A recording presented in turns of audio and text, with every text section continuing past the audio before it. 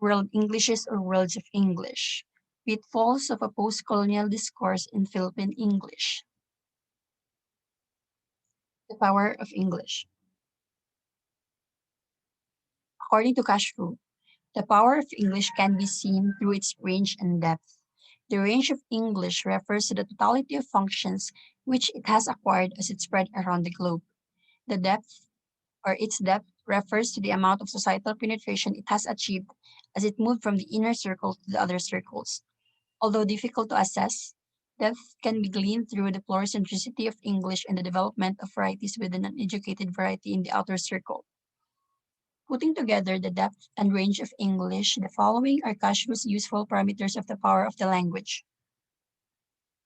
demographical and numerical, unprecedented spread across cultures and languages on practically every continent; functional, provides access to most important scientific, technological, and cross-cultural domains of knowledge and interaction; attitudinal, symbolizes, certainly to a large group across cultures, one or more of the following: neutrality, liberalism, status, and progressivism; accessibility, provides international accessibility in the outer circle and international mobility across regions; pluricentricity, this has resulted in the nativization and acculturation of the language.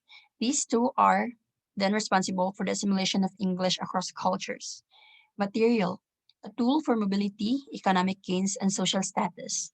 Given these general assumptions, however, framed against our brief polemical discussion of the nature of power relations in the world, we can argue that such parameters of the power of English do not account for certain important dimensions of power movements today.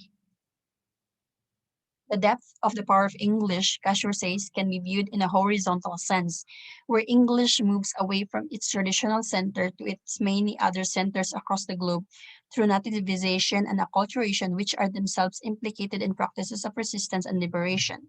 To a large extent, thus, the post-coloniality of English seems to be derived from the depth of its power. However, the dimensions of class, social hierarchy, and our social polarization, both in an international and international sense, are to a large extent taken out of the picture. The case of Philippine English.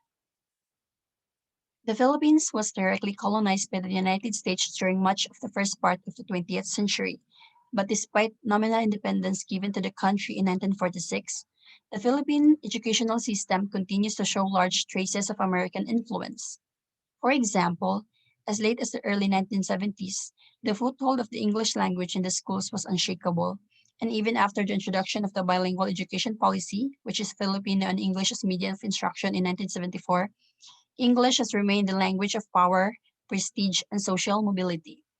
Despite fierce nationalist struggles against English as the sole language of instruction, which ultimately led to the institutionalization of the bilingual policy, the symbolic power of English has remained very strong.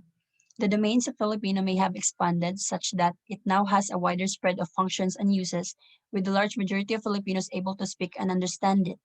Nevertheless, the past 3 decades still have seen the consolidation of the symbolic resources of English, where the needs of the poor majority in terms of education and social mobility are constructed toward the ideology of language pragmatism, where English is deemed indispensable and must take precedence over questions of identity, social and educational equity, poverty, cognitive development, and so on. For the past 3 decades at least, the English language has been implicated in the political dynamics of nation building and development in the country.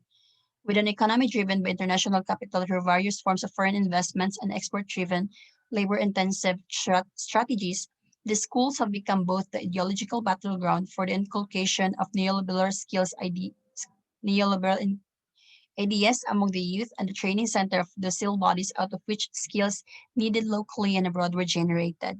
For example, in the Philippine Development Report 1978 of the National Economic Development Authority, the development of the country's manpower was carried through a comprehensive educational process such that the realignment of education and training was implemented in the service of national development thrusts. Among out-of-school youths, the same developmental agenda was carried out by the National Manpower and Youth Council or NMYC. In simple terms, this meant the crucial utilization of educational resources, both formal and non-formal, for export-driven economic development. The small proportion of the population who have easily acquired English language proficiencies in their enriched milieu will have the best chances of learning in the various domains taught in English. They will have an ever widening area of options available for education, even in foreign countries. But the overwhelming majority of the population who will forever struggle with English as a foreign language will likely find their limited proficiencies in English a major stumbling block to learning in the various domains of knowledge. They are the ones most likely to fail in examinations and writing requirements in English, to perceive much of formal education as irrelevant, and to drop out of school altogether. What we see here, therefore, is a snapshot of the complex and contemporary workings of power as viewed within the socio-political realities of Philippine society. The so-called wedge between the minority elite and the vast majority of the Filipino masses, partly sustained by the dominance of English language during the colonial and early post-independence period, is reconstituted in the discourse and practice of capitalist globalization in general, and export-driven economic development in particular. In other words, in the period following the Philippines' nominal political independence in 1946, colonial class relations, markedly visible through unequal distribution of all sorts of resources in society, including land, education, and the English language, or specifically its prestige forms, have been sustained through the infrastructures of global capitalism, for example, through the use of the educational system to train Filipinos for cheap labor abroad. In recent decades, the government's development strategies geared toward opening the economy to international capital would draw on the same social structure to promote the use of English. English is, indeed, the language of social mobility, and everyone, rich and poor, adheres to this belief. But the reality is that not everyone has access to the sort of English that makes one move up to the social ladder. It is one thing to support the continued dominance of English in the schools because it is the language of prestige, employment, and mobility that will empower its users. But it is another thing to say that this is what is happening to the vast majority of Filipinos. Here is one case in point. The recent incursion into the call center market of our low cost country with a very open economy in order to become the new star in the global outsourcing business has revealed an undersupply of highly proficient English language speakers because those who can speak good English mainly come from a small group of schools, especially expensive exclusive schools concentrated in urban centers like Metro Manila. In other words, there are good jobs in the Philippines, but only for good English speakers. Meanwhile, those with low level English language proficiencies, and they constitute the majority of the country's labor force mainly because much of the educational system is mediocre, consequently become marginalized economically, socially, and politically. Those who leave the country to work abroad, and again, they constitute the great majority of exported labor, among many possibilities, domestic helpers in Singapore, and Hong Kong, entertainers in Japan, and construction workers in Taiwan and in several countries in the Middle East. In other words, issues of language choice in education and society are intricately interwoven with another crucial dimension of language politics in the Philippines.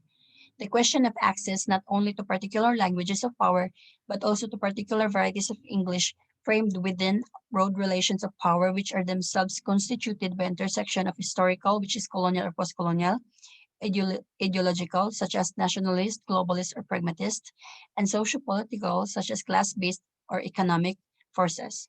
In a broad sense, we can refer to this as the political economy of linguistic communicative resources in a society, which deals with issues of the availability, accessibility, and distribution of specific linguistic communicative skills, such as competence in standard and literate varieties of the languages. It is in this sense that educated speakers of English in the outer circle share with educated speakers of English in the inner circle a common political experience of being the source of linguistic norms of use and usage, and, in the broadest sense, of being the political center of power itself toward which society's privileges are usually drawn. Not only can the Philippine experience attest to this specific political configuration of the politics of English, parallel conditions exist in many countries as well, both in inner and outer circles, including India, Sri Lanka, and England. In short, Kashrus' concentric circle model is both valuable and inadequate. It is useful in the sense that much of the knowledge production, including including the construction of language, teaching materials which perpetuate and or reinvent norms and rules, still emanates from what Holiday calls Banna countries, British, Australasian, and North American countries, that a collective post-colonial struggle against colonially induced forms of oppression in today's world is to some extent still a viable political project, but it is inadequate in the sense that it does not capture the phenomenon of class-based transnational alliances where inner circles both in traditionally native and non-native countries share similar desires for international capital, a singular global economy, and cosmopolitan lifestyles and identities. That would be all. Thank you.